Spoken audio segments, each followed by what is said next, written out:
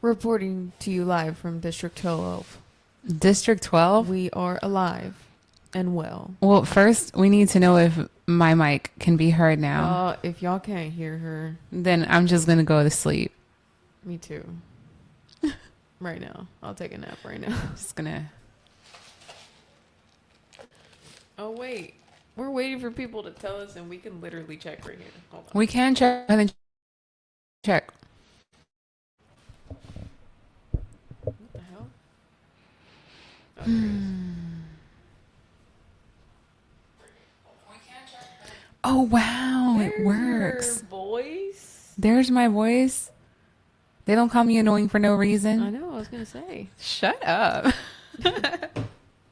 Now I feel like I got to turn it down, but you know what? It's okay. It's all right. Now y'all can hear. Welcome back to the Tiny Table Talk, where we finally figured out how to use the new mics.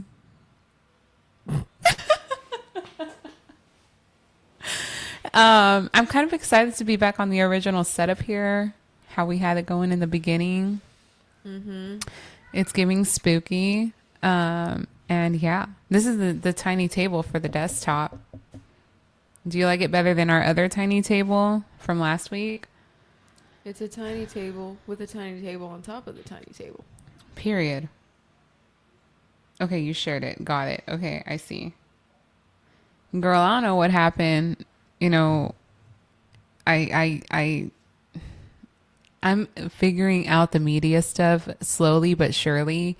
And I thank everyone who's been so patient with me and ChatGPT as well. What would we do without ChatGPT? I love my ChatGPT. I don't care what anyone says. I love it. So basically, what we're going to do is we're going to dive into the freaking dream. So today, we're going to be going over a submission from one of our stargazers. What are you doing? I'm sorry. I just realized like there's like scratches on my knuckles and I'm trying to figure out where I got them from. The cruda is that hard? The night was that tough on you? Golly, girl. Anyways, I'm done. Okay.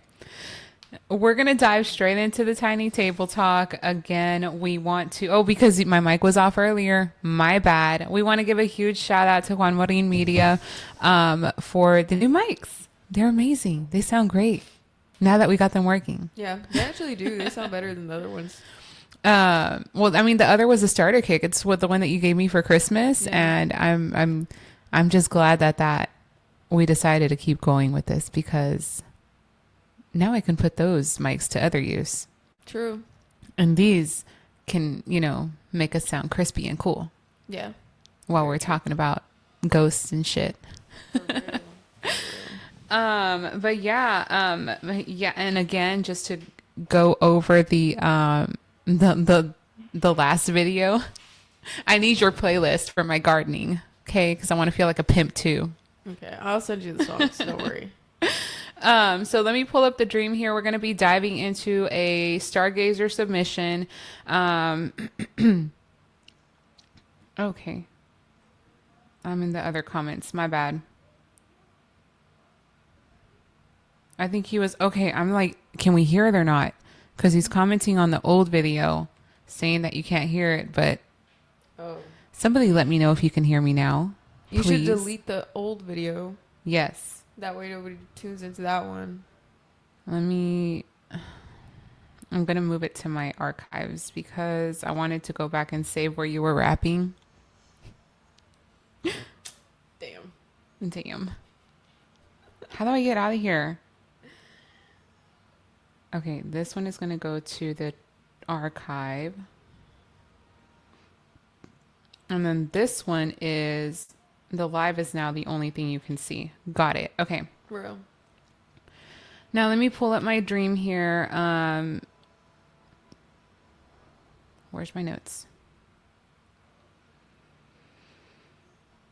Okay, so welcome back to Tiny Table Talk once again. We're going to be going over a Stargazer submission today.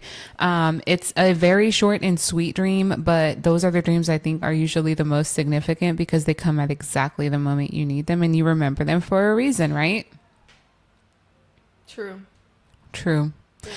And so when the stargazer submitted this dream and I read it and I was like, that was Jesus. Why are you laughing? Sorry, it's the way you said it. You just sound real country. Oh my God. That was I'm done. I'm done. I'm sorry. I can't. I'm going to say it again Okay. and you cannot laugh this time. Okay, hold on. Okay, hold on. Okay, go ahead.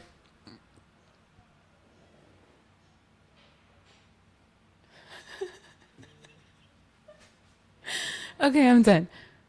I'm not the one laughing. Okay. Well, because you made me laugh. Sorry about I that. looked the stargazer in the eye and I said, that was Jesus.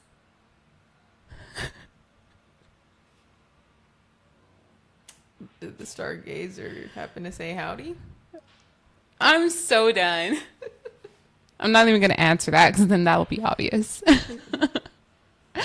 But yeah, stargazer submitted this and I was like, yeah, that was Jesus. And they were very doubtful. And I feel like, knowing their background and stuff, it's kind of like came at the right time as an awakening almost. Not necessarily a big old spiritual awakening, but as a moment to acknowledge and be like, okay, so where in my life am I, what is it? Looking the wrong way, moving the wrong way. Like he's kind of stepping in to remind me, hey, I'm here. I'm over here, We're going to go over it. We're going to go over it. My bad. I'm diving into all of it before I even read it. But Stargazer submitted the dream. And he says, so I was in and out of dreams, right? But the last dream was a group of random people, which I couldn't see them. They were all just like figures. One of them stood out to me. A bright white figure in the middle of the crowd. I can't see the face, but I see long hair with a smirk. So the figure was smirking at him. And I was scared to look directly into their eyes. I felt unworthy to even be looking at the figure, to even be in front of the figure. So the way that Stargazer described it to me was just like bright light everywhere. But this specific figure was the brightest of all, surrounded by other figures. And then he put, I felt warm, not afraid. I wanted to cry because I felt a holy presence. And I felt like I needed to repent because I wasn't worthy to be in front of the white figure, still smirking at me, right? The dream was maybe just a few minutes, a few seconds at the most, but I woke up clear-minded and asked for forgiveness when I woke up. Like he says, I felt like he was telling me, I'm here, you'll find your way back. Sorry, y'all. That's very deep. Yeah, I'm like looking at you like, why are you about to? Yeah, sorry. Go ahead. Yeah, so, and this is why I said, in the description for the show, I was like, this is sometimes to show that Jesus will show up at exactly the time you need him. And the dreamer is doubtful that it was even Jesus, but I'm like, that was at least the Holy Spirit. Like, trying to tell you, hey, I'm still here whenever you're ready. Because it's the truth. That is the truth. That really is the truth in most cases. I saw this picture the other day on social media of like Jesus sitting at a table, like how we would sit and wait for a date. And, and Jesus is like, well, the caption said, Jesus is always waiting there for you. You just have to show up. Yes. And it's like countless of times we've stood him up, but he's still there. Yes. It's crazy. Deep thoughts. Definitely deep thoughts. I'm going to dive a little deeper here too, because this all reminds me of Revelations. Okay. And Revelations talks about we are waiting for him to descend. But the way I see it is that, he's going to descend and he's going to come back. The idea is that he's going to descend and come and judge the living and the dead, right? But the way I see it is that he is waiting for us to ascend. Or even like a meet in the middle. It could As be, you yeah. ascend, Yeah. he descends. The closer you get to him, the closer he gets to you. Yeah. Oh, yeah, I can see that. Hi, Heather. Um, yeah, so I was like, he will show up at exactly the times. And then and at that, it's somebody close to me that submitted this dream. So I'm like, of all ways for him to show up for you, it was in your dream for you to tell me about. Yeah. And Wow. you're puzzled, and I already know what this is. Mm-hmm. I'm looking straight at the book that says Rabbi Jesus, and I'm like, it's Jesus. Can't wait to be on your show. Me too, girl. You guys, we're gonna have Heather on the show soon. Can't wait. We're gonna have a special guest. Yes.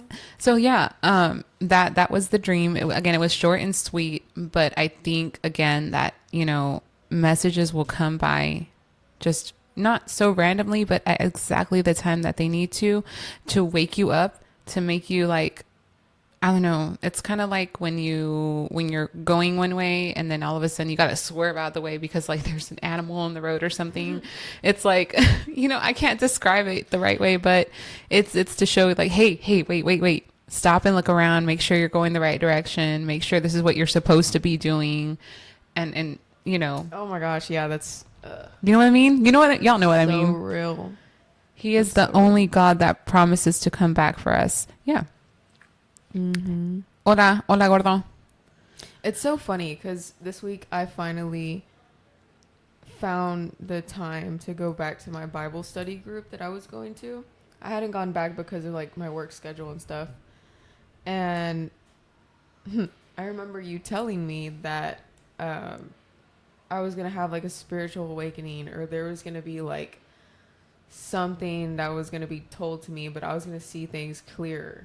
And it was going to be like clear as day, just like slap you in the face. You're talking about the last few days. Yes. After we saw each other like in the middle of the week. Yes. Oh, okay. So, mind you, I was just excited to go back to the Bible study because, I mean, I like going. I like the people that go there. So, I mean, it gives me a little bit of peace throughout the week, And so when I went, y'all know how they say, like, when you decide to go to church, then the pastor starts talking about, oh, today we got the devil up in here. And it's like, well, damn, like, this is the first time me here. Like, Oh my God. Okay. So it wasn't like that. But the pastor that was like, helping, like, picking out the verse that we were going to talk about caught me so off guard. Completely off guard. One, because it incorporated generational curses, which we had just gone over again this past weekend, but also because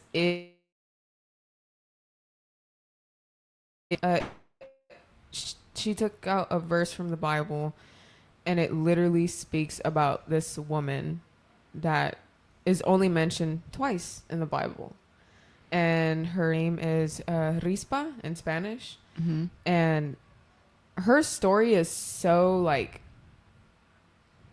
it's so relatable in a way for me.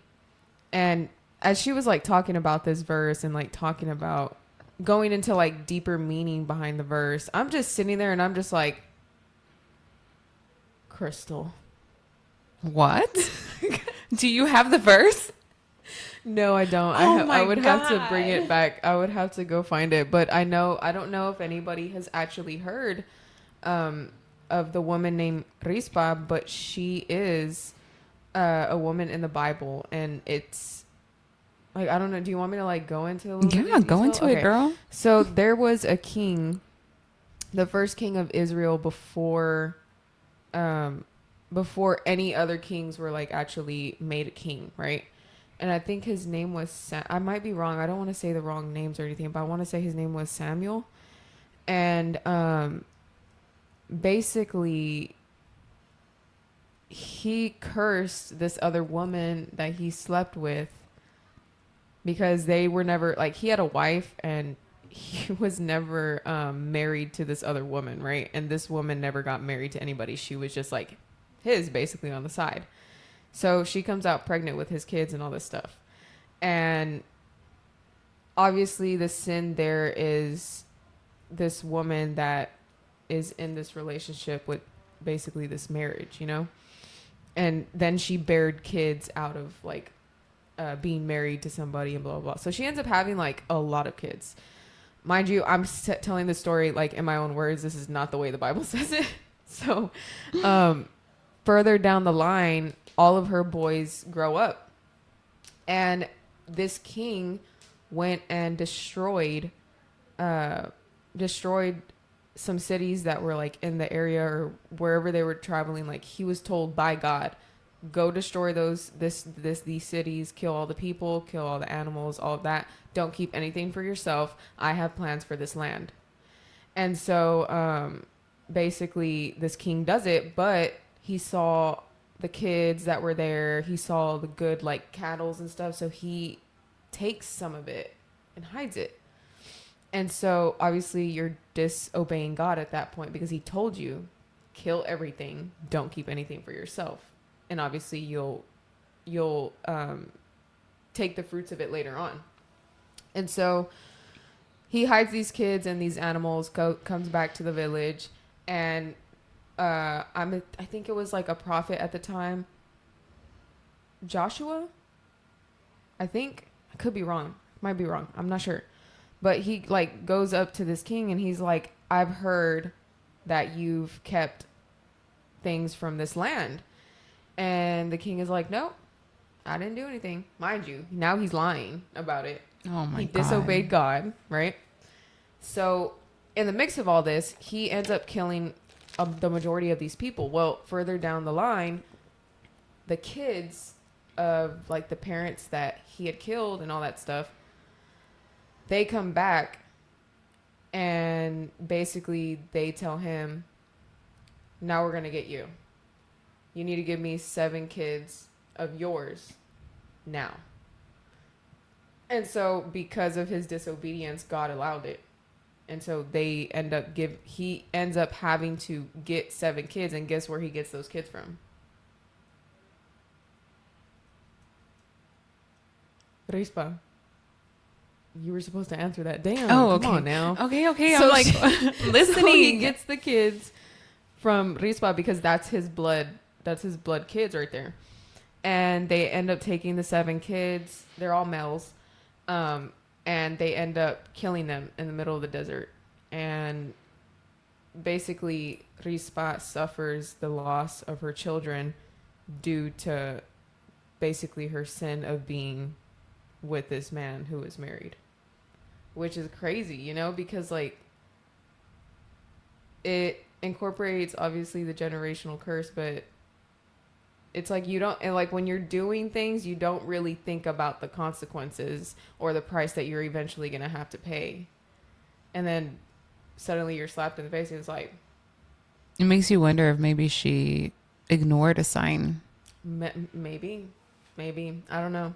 But I mean, the topic of the whole Bible study that day was like, women that are valientes, whenever her kids were killed, she went out to that desert and she fought off all kinds of animals for a time of 6 months because her kids were laying on the ground and the animals were trying to come and like eat up the bodies and what was left of the kids, and she didn't let it happen. How did you tie that back to me? I'll have to tell you later. What in the world? Because I told you, like, the story was kind of relatable, and I was like, kind of like, damn. Like, it's because it's real. Like, you really don't think about the consequences of your actions. Yeah. Whether it's like from the universe, and more than likely it's going to be from God. Like, if he keeps smacking you in the face and telling you, stop doing this, then one day you're going to learn. And you're probably not going to like the outcome of it. Yeah, that's usually how it goes. You will be humbled eventually. Yeah, there you go. Yeah. Humbled. I'm going to go back and catch up with the comments here. I know, they were like going crazy while I was talking. Sorry, y'all. I talked a lot. Wait. What am I showing? What? I don't know what I just did. Go back. Lord. I'm trying to scroll upward. Oh, I think it was just like lagging. Yeah, it was lagging. All right, we started. Microphones sound good. Thank you, Gordo. It's never too late for Jesus. Can I get an amen? Amen. Amen. And then Heather says, Jesus is always there for us. He is love, and he reminds us that we are supposed to be loved and we are to love each other. I'm loving this convo, by the way, Crystal. Thank you for everything. You're so welcome. And I'm so happy to see everything's working out for you right now. I'm ecstatic. I love seeing happy endings and like good things happening to people and stuff. And I genuinely love everyone. I don't know why people get that. I don't. You're like a bubbly person. I'm I'm the complete opposite, by the way. Kukoy, I'm scared of clowns. Hello, ladies. Dori Nivid. Delicious Delights by Erica and Dori Rodriguez. Hi, Dori. My favorite Bible verse is, for all those who exalt themselves will be humbled, and those who humble themselves will be exalted. Luke. What's it? Hi, B. Hi, beautiful. My favorite Bible verse, all men are liars, LOL. Samuel's father was Ephraim, I believe. Joshua was the one that tore the walls down when they walked around 7 times, LOL. And they say as they say, you live and you learn. Okay. I like how everybody started dropping favorite Bible verses there. Yeah, I like that. I do like Mhm. that. I know this is probably like the most common one, but I really, really love, and I've incorporated it in my life, when Jesus says, forgive them for they do not know what they do. It's like, do I really gotta forgive them? But yeah, unfortunately you do. Do you really? No, I'm kidding. Yes, you do. You yes, do. you do, because that is something I have been. I don't know if you can still hear me, but yes, you must forgive. I have been preaching this to clients for the last 2 weeks, I believe.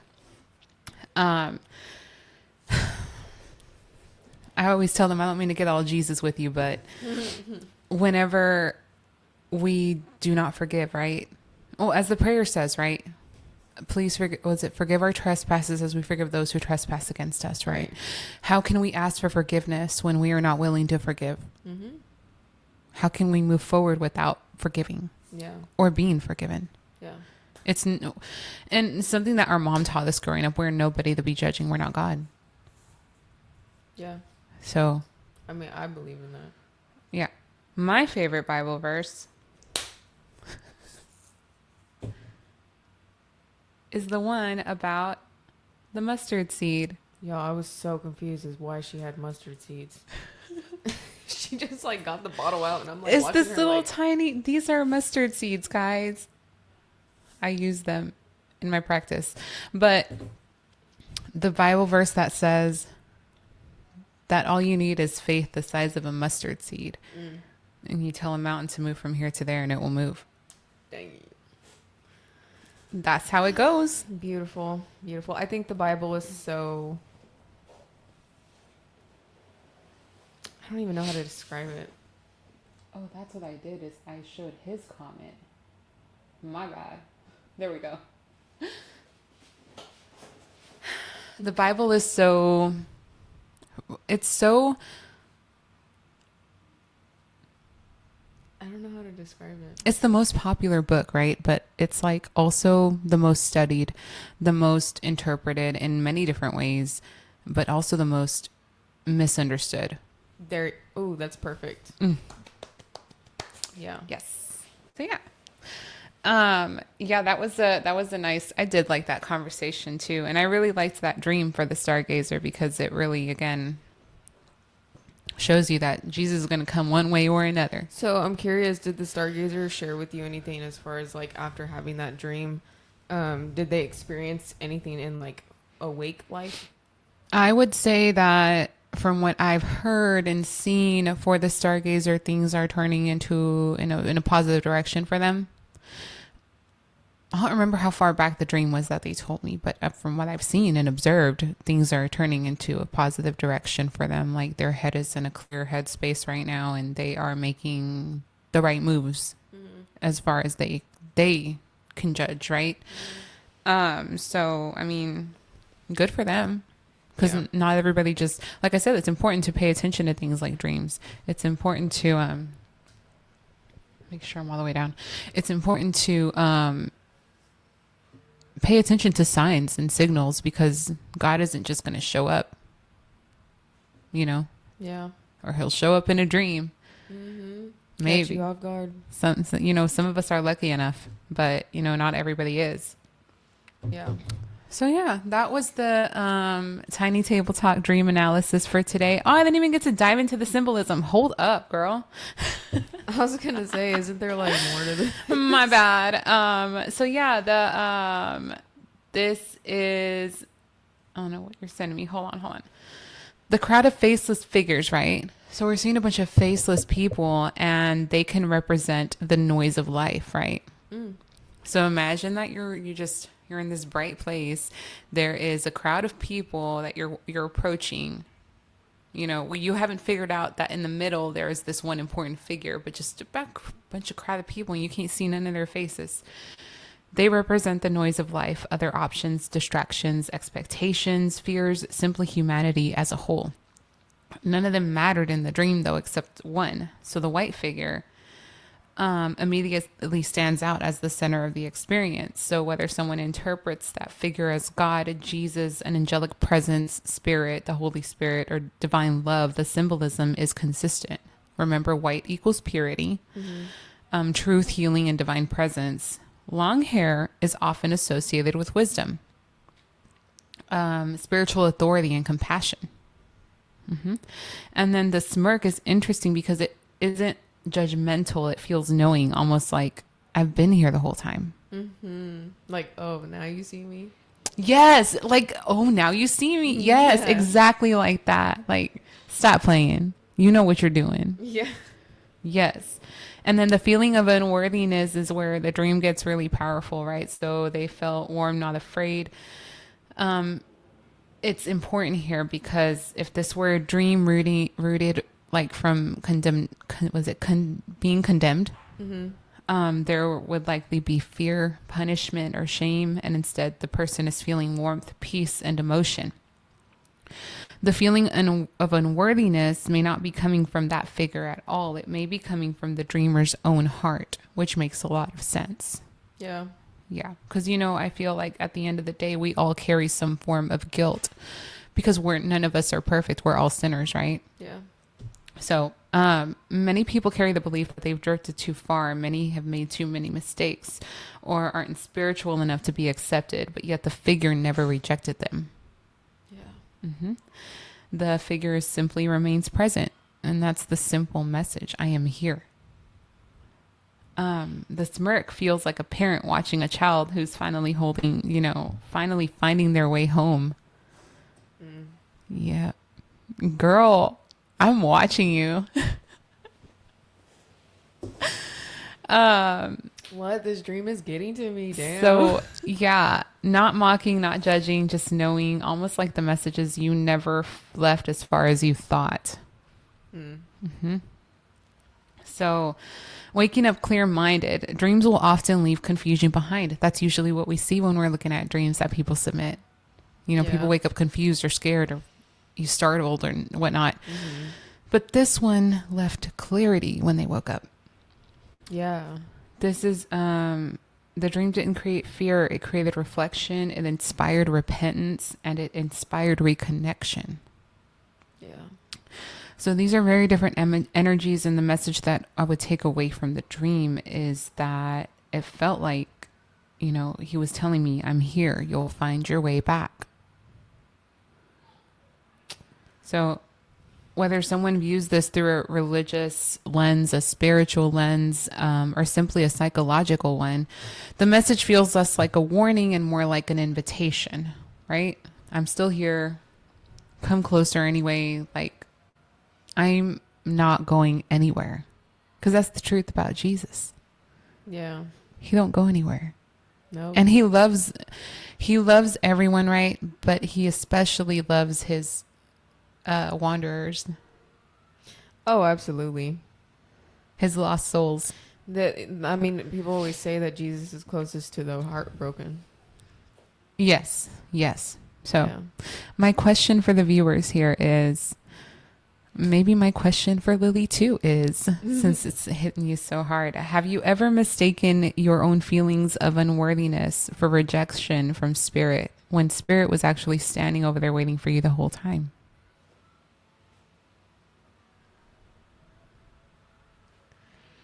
Can you repeat that? Oh my God. It's because like I heard the last part, but the beginning part I kind of Okay. Have you ever mistaken your own feelings of unworthiness for rejection from spirit? When my own feelings of unworthiness. unworthiness for rejection of spirit. Yeah. When spirit was actually standing there waiting for you the whole time. Yeah, Mm-hmm. absolutely. Mm-hmm. Yeah, I have. Mm-hmm. I think we all have. So that was the dream. That was a very good dream. Yes. That actually really was. If you guys have a dream you'd like to bring to the table for us to discuss, again, please drop it in a comment, send me a DM, send Lily a DM. We are so down to talk dreams, and I love when other people send us their dreams. Mm-hmm. Yeah. All right. I don't know. I feel like clearly myself now after even talking about that. I know. That's like a reassuring message. And you know what? It probably has to do too with the frequencies yesterday were crazy. It had me at an anxiety level like 10, like all time high. And today I feel like talking about this has me like chilling on cloud nine. Cloud nine. You know, surprisingly, I didn't feel anything with all these frequencies going crazy. Wardle says, I have when I had a deep thing happen to me. I felt rejection and started questioning my faith, but I knew that was the devil trying to get the best of me. Yep. And all we got, my mommy said yes too. All we got to do is say, not today, Satan. I Not think today. what really helped me, and this might help like other people that overthink, and I know like with overthinking, you think like worst case scenario, and all of your thoughts are always negative. I started telling myself, that's not God's thoughts. Those are the enemy's thoughts. Like he's trying to mess with you. Like you gotta not listen to it. It's not real. It's AI. The way I see it is by feeling. So Yeah. whenever I feel like my heart racing, my anxiety high, headaches, like anything that does not feel clean, peaceful, easy moving, like a feather, Yeah. then I know that's not God. Mm-hmm. Right? So it's important to be in tune with yourself too. Go hug a tree. That's why I say go hug a tree. Yeah, hug a tree. That's what God is supposed to feel like. Not the tree, but like the feeling of being grounded. Mm-hmm. Bringing you back to yourself. Hug a tree. Hug a tree. I need a t-shirt that says hug a tree. You need it, yeah. I you do. Really do. Okay. And you need like, in quotation marks, Jesus. I do like that. A t-shirt that says that was Jesus. That was Jesus. You know what? That's gonna be our little like merch thing for Tiny Table Talk. That was Jesus. Jesus. No more spooky. We're about to get into spooky. No, we really are. When we're over here talking about like Jesus. I and know. all We this started stuff. really good with the Jesus, and now we're about to be like, hey, by the way, so this is how demons manifest. No, seriously. You know what's funny, y'all, is that before we talked about today's topic, like that we're gonna discuss, I kind of had it in my head to kind of like talk about people who have encountered angels, or so they say. But I never got into it, and then you told me like, "What's the topic?" And I'm like, honestly, Oh my it's God. gonna be the complete opposite. But I'm willing to do the research, and I'll find people and their encounters of them possibly seeing like an angel or. Ooh, I'm going to post that and see if anybody will submit a story. Yeah, you know, I feel like there's a lot of people that have claimed to see angels and have come in contact with angels. I think it's a very interesting topic, especially because the way we see angels are like this beautiful, like, you know, wings and all that stuff, but in reality, like, they're kind of scary looking. Yeah. The way the Bible describes it. Yeah. I would say Google it, check it out. Oh yeah. Let me know what you think. Yeah. They're pretty cool to me. It's like creepy but cool, but Yeah. like scary but also awesome at the same time. But it's good to be scared because those are things from God, and we should all fear God and only God. Exactly. What? The way she said that, y'all, if y'all would have seen from my point of view, you were like, exactly. She was like, exactly. I'm done. I'm in a vibe right now. I feel the vibes. I love it. Y'all, this is so funny to me right now. Anyway, All right, I'm done. Let's dive into your story. Let's okay, do y'all, it. it's about to get dark. Okay. Very dark. Completely opposite of what we were talking about. But you know what? It's okay because right now we have our faith, grounded, and we know the good side that we should always choose. And now we're gonna dive into the darker part because when there's good, there's also evil. Oh, yeah, that makes sense. So I found this story and it's so funny because it talks about like people that okay, so I'm just gonna start the story. So I found this story about these group of kids, teenagers, probably like barely entering their 20s, like 18, 19 years old. And they had pretty much dedicated all of their childhood to the church and like the Christian beliefs in the Bible, reading scriptures, very religious group of boys. And as soon as they turned old enough, they were invited by their church to go on this I would say it's like a tour, but it's not like a tour, but it is, where they travel throughout the states into like the smaller cities that really don't have I guess access to like big churches and stuff. They'll travel to these cities and they'll go and preach and like, have Bible studies and stuff and like try to get people to like join the Christian. I don't know how to explain. I don't know how to say it. Is it like the missionaries, like the I think that's what they're called. No, I don't know. I'm done. Go, girl. Okay. Basically, a group of people who go out and talk about God and tell you like, do you accept Lord as your like Savior? the ones that knock on your door and stuff. Yes, like that. Oh, okay. I know what you mean. Like, okay. Okay. So they come across this little town. And the first night that they got there, everything was pretty calm. They had that first day they had gone and like talked to people, prayed with them and had like a whole like ceremony and stuff of the church and like Bible study and all that stuff. Right.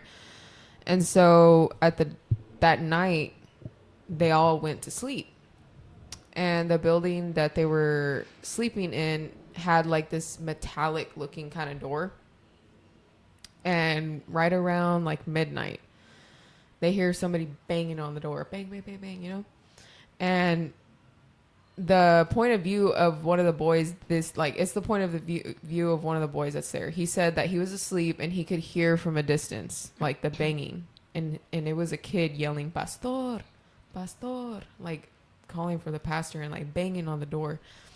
And then finally he realized like, oh, like this is real life and this is somebody at the door.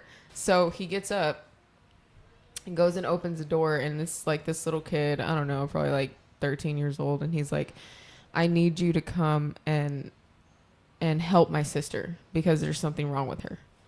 And they're like, well, what do you mean? And then at that point, the actual like the pastor who was guiding all these, the one in charge, the pastor, he goes up to the door and he's like, what's going on? And then the boy tells the pastor, this little boy is saying that we need to go see his sister because there's something wrong with her and they can't figure out what's going on.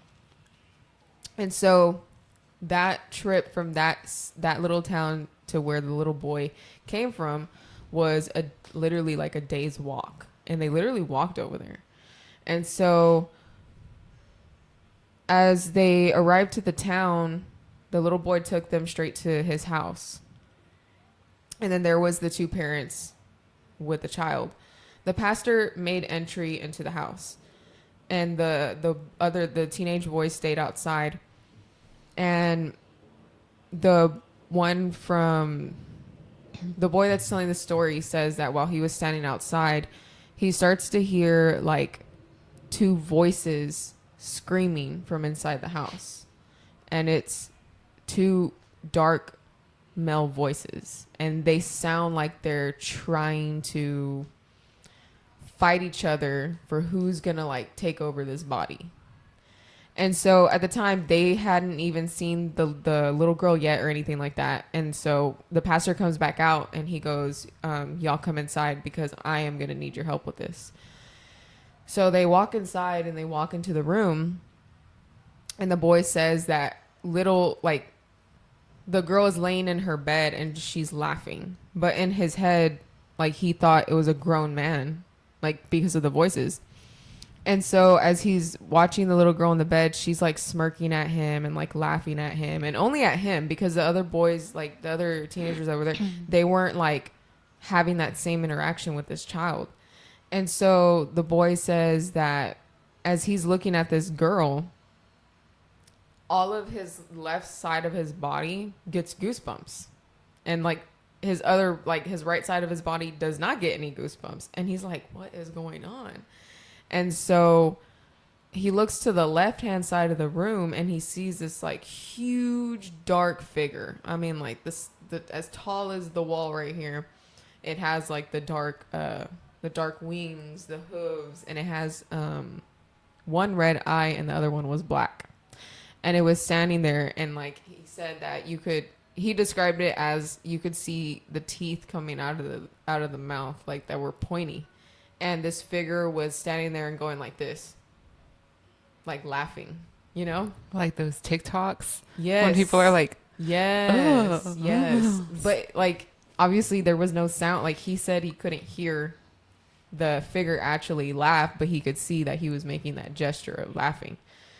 And so the boy freaked out and he's like, oh shoot, like, Did y'all just see that? And he's like he asked the pastor, asked the other boys, no, what are you talking about? And I see nothing. Okay, well, I'm the only one who saw it then. And then after that, the pastor leaves that day, and I guess he's telling the parents, this is what we're going to do. Clearly your daughter is being possessed, all this stuff. And so the pastor takes the boys to wherever they were spending the night for that night.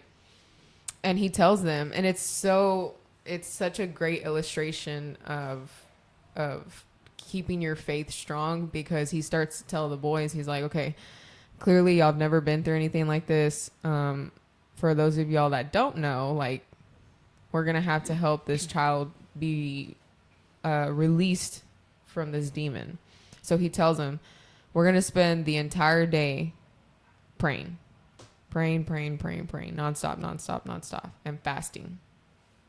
And so at some point, the boy says that next day that they were praying, like he was getting tired and he couldn't shake the image that he saw of that like demon. At the time, like he couldn't believe that, he couldn't concept the idea that he had just seen the demon that was possessing this child. And so the next day comes and they go back to the house and they begin the process of the exorcism. And the boy says that the pastor went up to the girl that was laying in the bed. All he did, he hadn't even said anything. He hadn't taken out any holy water or anything. All he did was go put his hand on this child's head. And her voice went back to normal. And her parents were inside the room. And she's like, Mom, like, please don't let him hurt me. He's hurting me. And like crying to the mom, saying like that she's in pain and like screaming and stuff. And the pastor's like looking at the girl and like kind of questioning like what's going on. I haven't even started anything. And then the mom says, no, stop. Like you're hurting my daughter. And then the pastor turns around and looks at her and he's like, I'm only putting my hand on her forehead. Like there's nothing going on here. And so after that, obviously they proceed with the exorcism. And in the middle of the exorcism, she's like going crazy, blah, blah, blah. And at some point, the boy, he had all the boys standing there praying. Well, the boy that had only seen the demon made eye contact with this child again. And she starts laughing. And at some point she lifts her hand and goes like this, for those like that, like almost like smacking somebody, you know. And when that happens, the boy's side of his face, there's a huge like gash in his face, and he starts bleeding. And when she did that, the blood like squirted out towards her, and he saw whenever the girl had his blood on her hand, and then she like looks at it and like starts laughing, and then looks up at him, and then literally licks his blood. Creepiest thing ever, right? So at the end of the day, they were able to relieve this girl from the demon, and like help her get unpossessed and all that stuff. Well, further down the road, a couple years pass. Oh shoot, hold on, I'm missing an important factor. There you go again, missing the Sorry. important factors. So the pastor ends up talking to the mom, like, I think it was before the exorcism. She goes, he asks her, what did you do for your daughter to get like this? Because this doesn't just happen like out of nowhere. And so the mom says, her response back to the pastor is, I've already asked for forgiveness from God for doing what I did. And then he was like, well, what did you do? So she goes on to say that before the child was born, her father passed away. The mom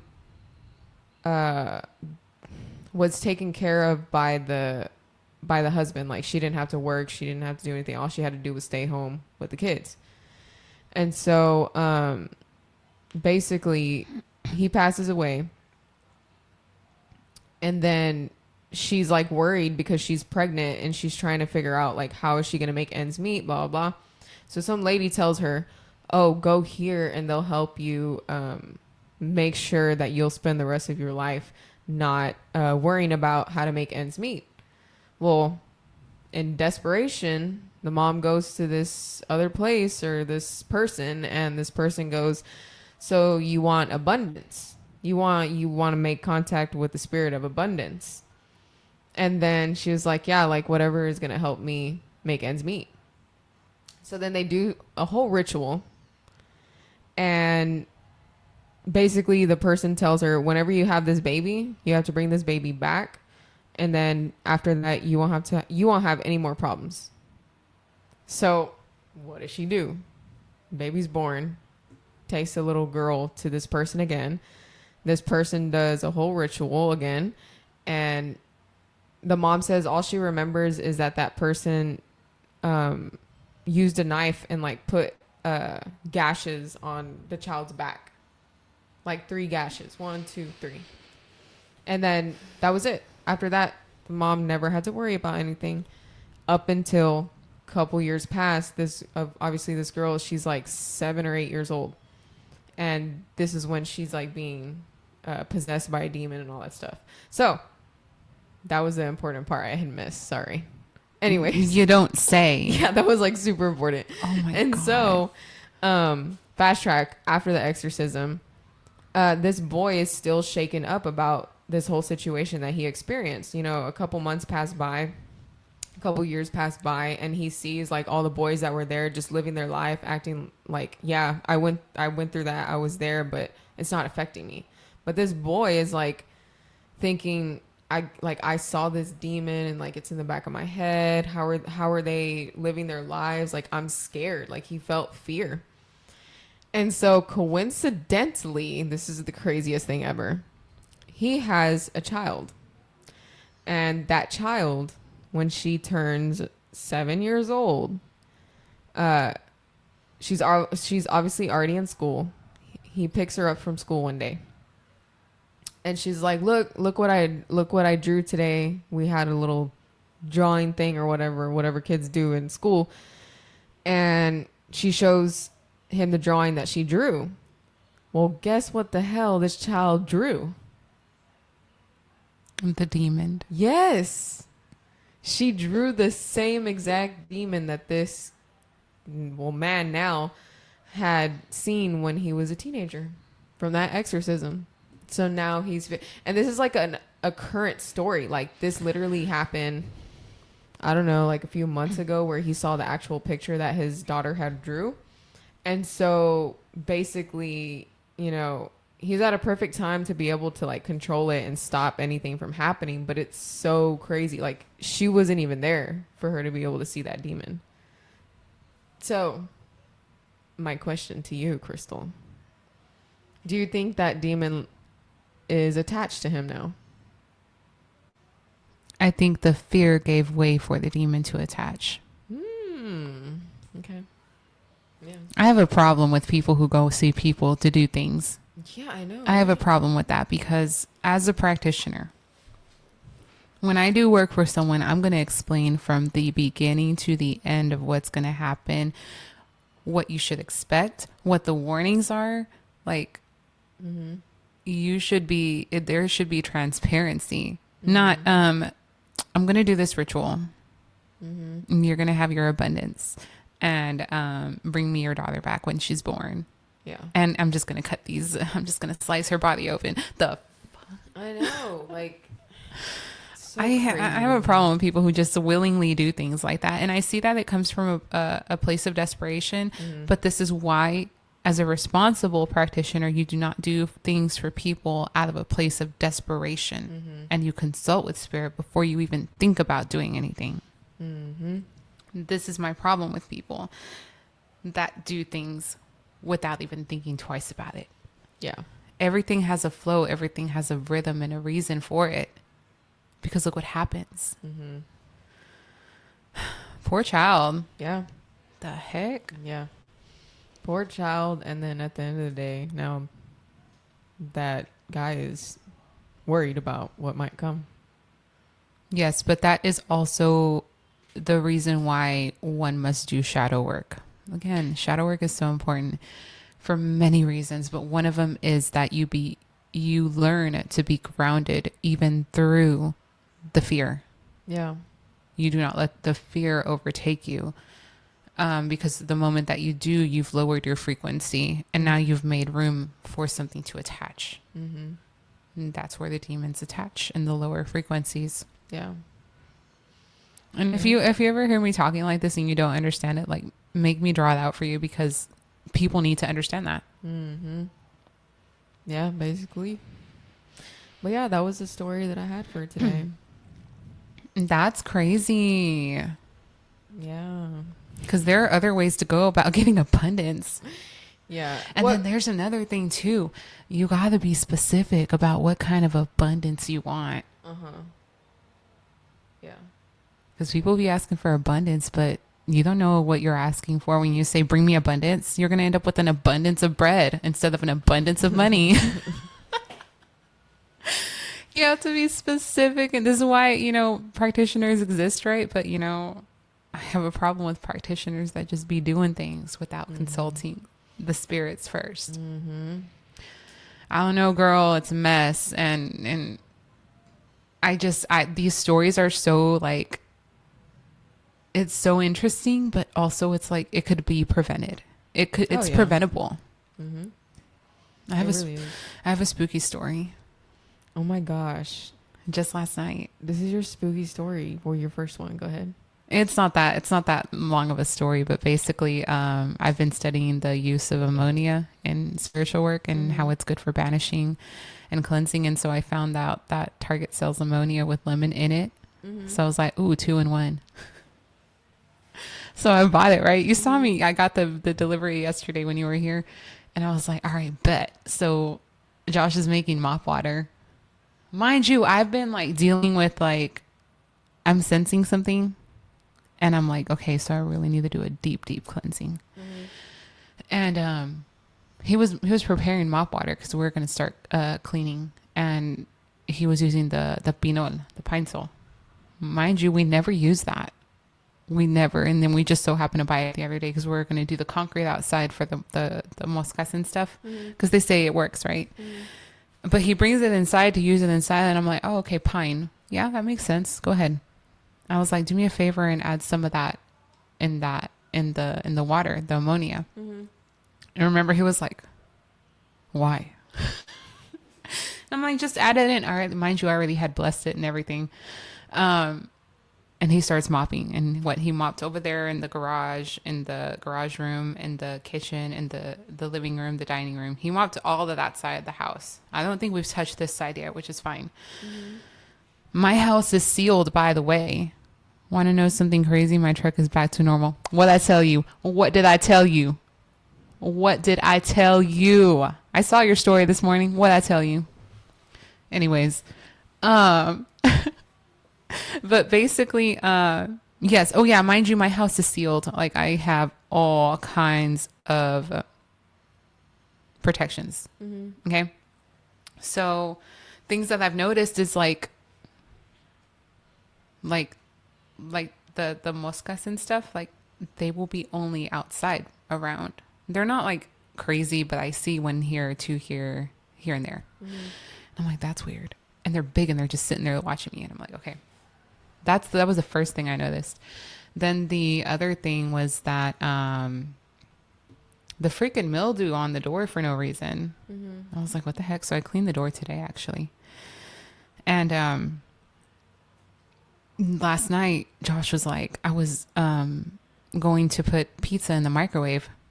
And it's the microwave, and then right here is the kitchen window, right? Mm-hmm. He said that he saw his reflection in the kitchen window, and then he turned around to open the microwave, but his reflection didn't move. And then he saw it move.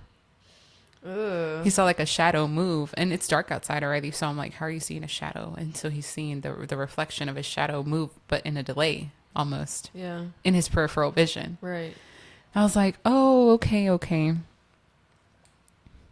He's like, I saw a shadow outside the window, and I'm like, okay, good. I was like, outside is good. He's like, but it's outside. It could follow us. And I'm like, no, it can't.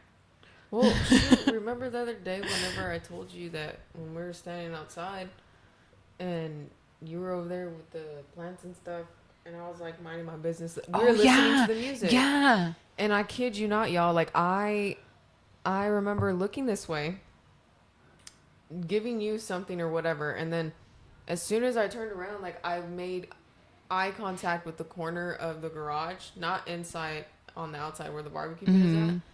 So where to you, I saw somebody standing there, and then it just like disappeared, and I was like, I laugh because like I would be scared of something like that normally, like back in the day, but like now it's like, nah, you can play around outside though.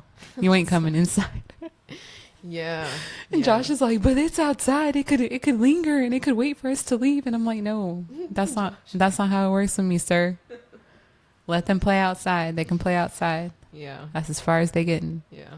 That's crazy stuff. You know, the other day I was going to go to, I had gone to one of the schools that are supposedly very, very haunted. Like it's the top haunted school in our district. And I was like, bored, and I was like, I'm gonna go in there and do my own ghost investigation. And I was like thinking in my head, if I get anything good, like I'm gonna show it on the podcast. Girl, when I got there, I went up to the door and I took out my badge and I scanned it, and the door opened. And as I'm walking in, I like stopped, and like an immediate like change of energy just like happened. Right then and there. Mm-hmm. And I was like, no, this isn't a good idea. And it wasn't because it was dark in there, because I be walking the schools when it's dark, and like I just turn on my flashlight. I don't care. But that one, I was like, no, this isn't a good idea. Like there was something telling me like, don't go in there. And you didn't go? No. Dang. No. And then I don't have any coworkers that want to go ghost hunting with me. I want to go ghost hunting with you. Well, yeah, but you can't go inside the schools. Dang. But can we go somewhere else and ghost hunt? Oh, yeah, we could. We should. Gordo says, all right, sisters, I have to go. Y'all have a good day. Love y'all. Love you too. Be blessed. Be safe. Yeah, I want to go ghost hunting. We need to have some like ghost hunting adventures so that we can share it. I'm down. Super down. Okay. Shall I do a collective new moon? Sure. Okay. Because it's the new moon, guys. Tomorrow's the new moon. Before we end it, I'm going to do a quick collective just to see, bless you, what we should be expecting out of the next 2 weeks, basically, because the full moon is after that. And by the way, I am hosting a full moon ritual here at this house, and I do have limited spots available to anybody who is interested in experiencing some release. So let me know, send me a DM, and we can see about getting you in. It's going to be June the 28th, right? Yeah. June the 28th at 3 p.m. So let me know if you would like to join us. I have, I think I have about 10 already. Almost 10. Do you? I think I Wow. do. If I'm not mistaken, it's like 7 or 8. So I have like 2 spots available. So here's the collective reading. This is what we should be expecting out of the new moon, out of this next few weeks before the full moon. I would say to start thinking about what it is that you want to call in for the new month, right? So the new moon is the new month in, I would say, biblical, astrological, like in many different terms. So yeah. I see that the constant watching and waiting for your, what is it, the fruit of your labor, basically, to show the work that you have put in to show, that is over for you now. I see momentum coming, and I see definitely a lot of stability rooted in groundedness. I see things are going to be going upright or moving in the right direction for many. But yeah, you're done with that period of watching and waiting for your fruits to bloom, the fruits of your labor to bloom and show. So it's about to be forward momentum for a lot of people. The warning here is to not be impulsive about your actions, and to kind of go with the flow and let it be what it's going to be. Your hard work is paying off, and it's coming to the point where you're done waiting. So yeah, good luck to everybody. Fun. We love that. All right. Yeah, that concludes our tiny table talk.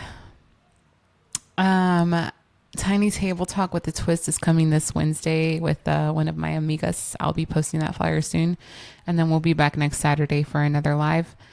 Anything you want to add to our tiny table talk for today? No, I don't have anything. No words of wisdom? No words of wisdom. Not even Lily. the rapping you were doing earlier? Words of wisdom. You want words of wisdom? Words of wisdom, Lily. Dang.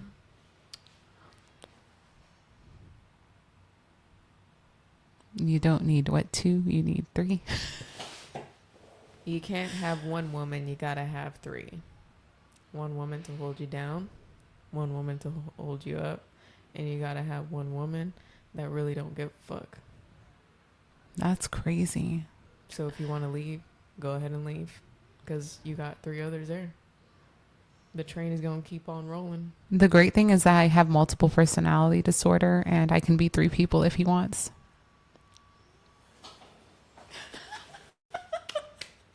That was giving like obsession vibes. That is so. That's not true. That is not true. That was all satire. Like, I do not have that. Promise, guys. Oh no, that seemed pretty true to me. I just thought you grew up with me. Okay, how could you? I just thought it was fitting for I'm done. That was me playing around. That was my shenanigans for the day. I'm done. What else? Let go of the bullshit. Be free. Dude, for real, be free and stop letting it all hold you back. I am doing so much healing this week for not myself, but for others, right? And I think that is like I'm glad you said that, because I think that's one of the most important messages that people need to hear is let it go. Let go of the bullshit. Yeah. Let it go.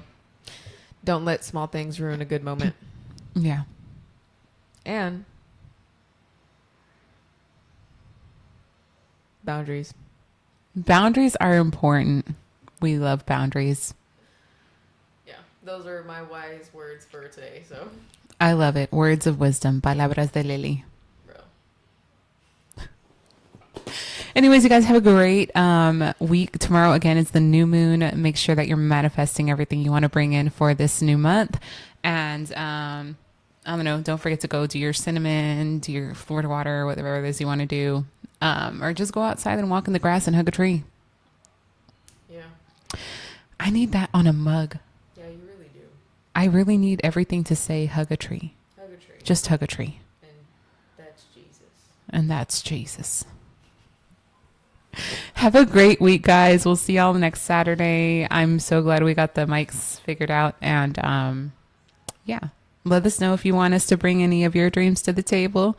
Or if you have any spooky stories to share with us. Or if you have any stories about encounters with angels.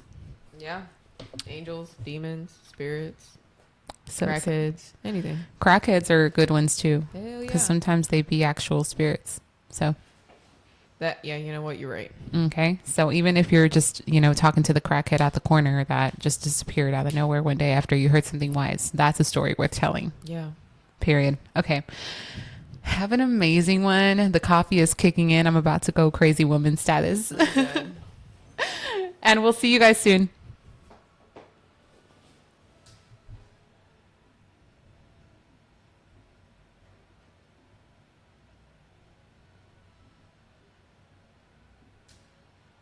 That has been like the long